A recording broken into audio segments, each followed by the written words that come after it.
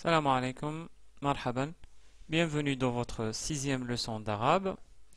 Aujourd'hui, nous allons découvrir une nouvelle lettre très facile à prononcer, à savoir la lettre dal, et nous profitons de la même occasion pour parler du concept de la shadda. Bien, notre mot aujourd'hui est très simple à prononcer. Il s'agit du mot dubbun, dubbun qui veut dire un ours. Je pense que vous reconnaissez déjà une lettre dans ce mot, à savoir la lettre ba qui est à la fin de ce mot-là. De toute façon, il n'y a que deux lettres dans ce mot-là. Ce mot commence par le son dou. Donc, si on voulait isoler la lettre, on obtient la lettre dal dans sa forme isolée. Essayons de retrouver cette nouvelle lettre dal dans l'alphabet arabe. Cette lettre se trouve à la 8e position, donc c'est la 8e lettre de l'alphabet arabe. Cette lettre a simplement deux formes d'écriture. Dans sa forme isolée, on l'a vu, elle s'écrit de cette manière-là. Il faut savoir que pour la lettre del, elle a deux formes d'écriture parce qu'il y a une règle toute simple, c'est que la lettre del ne s'attache jamais à la lettre qui la suit, mais uniquement à la lettre qui la précède. D'où on conclut que au début, la lettre del s'écrit de cette manière-là, parce que de toute façon, il n'y a pas de lettre qui la précède, car elle est au début, et elle ne s'attache pas à la lettre qui la suit, d'après la règle que nous venons d'évoquer. Comme par exemple dans le mot dubbun que nous avons déjà vu.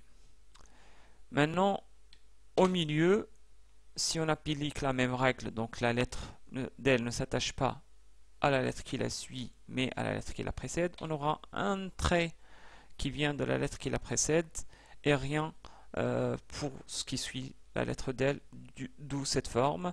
Et si on veut donner un exemple, on prend le mot badron, badron qui veut dire la pleine lune. Donc c'est pas badron n'est pas l'équivalent en français du mot lune, mais la pleine lune, parce que pour dire la lune en arabe, on dit qamaron. Mais pour signifier la pleine lune, on dit badron. Bon, ça c'est juste pour comme information supplémentaire. À la fin, donc, elle s'écrit de la même manière qu'au milieu, tout simplement parce qu'il n'y a pas de lettre qui la suit à la fin, et en plus, elle s'attache à la lettre qui la précède, comme dans le mot asadun, asadun, qui veut dire un lion. Si on voulait récapituler tout ça, on obtient notre tableau d'habitude, les quatre formes d'écriture, mais maintenant on voit qu'il y a uniquement deux formes d'écriture. La forme isolée est équivalente à la forme au début, et la forme au milieu est équivalente à la forme à la fin. En termes de prononciation, c'est facile, la lettre del est exactement équivalente à la lettre D en français. D'où on prononce avec la fatha da, avec la dhamma dou, avec la kasra di, avec le soukoun de, avec la voyelle longue alif da, voyelle longue waw dou, la voyelle longue ya di, avec la tanwin, avec la fathatain, on obtient dan, un doublement de dhamma dun, un doublement de la kasra din. Voilà. Maintenant, passons à un concept nouveau pour vous, c'est le concept de la shadda. Regardez ce mot dubbun. Je pense que vous avez déjà remarqué qu'il y a un symbole qui est un peu étrange pour vous. Ce symbole, je l'ai marqué ici en rouge. Peut-être vous l'avez déjà rencontré auparavant. Ce symbole ne représente ni une fatha, ni une kasra, ni un dhamma, ni un sukun. En fait, ce symbole représente un doublement de la consonne. C'est-à-dire, il y a ici un doublement de la consonne ba. Sinon, on aurait prononcé dobon. Mais là, on prononce dobon. Dobon. C'est si on doublait la lettre ba.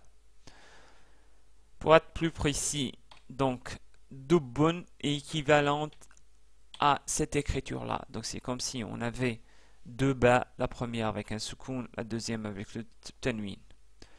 Si on voulait donner un autre exemple, banna'un, le mot banna'un qui veut dire un maçon, c'est équivalent en termes de prononciation à cette écriture-là. Donc il y a un doublement de noun. Le premier noun possède un soukoun et le deuxième possède la fatha. Mais attention, la deuxième écriture n'est pas valable, c'est-à-dire on n'écrit pas en arabe avec un doublement de la consonne. Donc s'il y a un doublement, on écrit forcément une shadda. Je dis bien un doublement de consonne, mais pas n'importe quel doublement. Il faut que la première lettre possède un soukoun. Sinon, on écrit les deux lettres. Voilà. Maintenant, exerçons-nous un petit peu sur le concept de la shadda. Je vais vous prononcer quelques mots. Vous allez me dire si il y a une shadda, s'il y a une shadda, sur quelle lettre ou sur quelle consonne on a cette shadda. Premier, si je vous donne par exemple le mot banna'un, vous allez me dire que c'est le noun qui possède un shadda. Premier mot. Fannanun. Fannanun.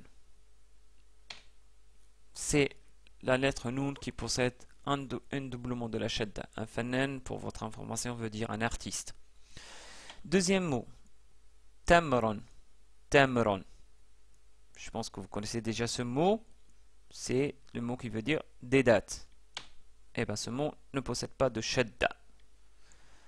Maintenant, si je voulais dire les dates. Les dates, donc c'est le troisième mot.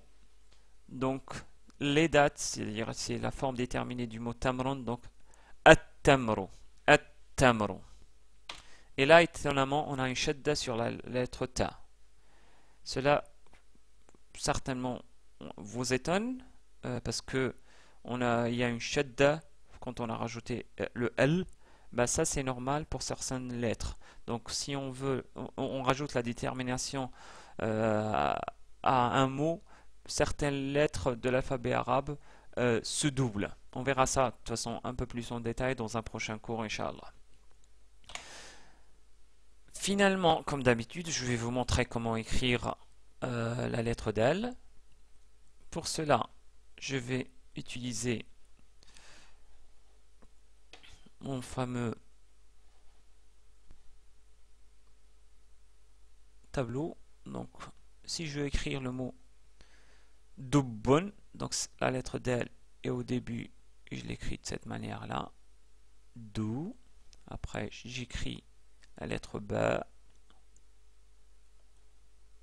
Remarquez que la lettre B ne s'attache pas à la lettre d'L. Dubbun. Écrivons maintenant le mot badrun, donc la lettre d'L est au milieu. J'écris d'abord la lettre B. Au début, je la laisse ouverte. Ensuite, j'attache la lettre d'L, qui possède un soukoun ici, donc ça donne bad. Et enfin, je rajoute ron.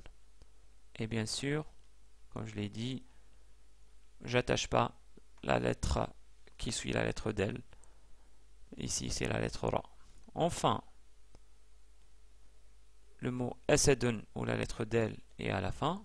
Donc, A, Sa,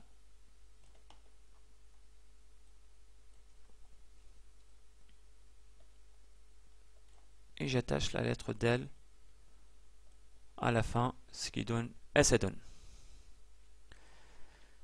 Voilà, je vous remercie pour votre écoute. J'espère vous retrouver dans un prochain cours, Inch'Allah. Ila al-liqa.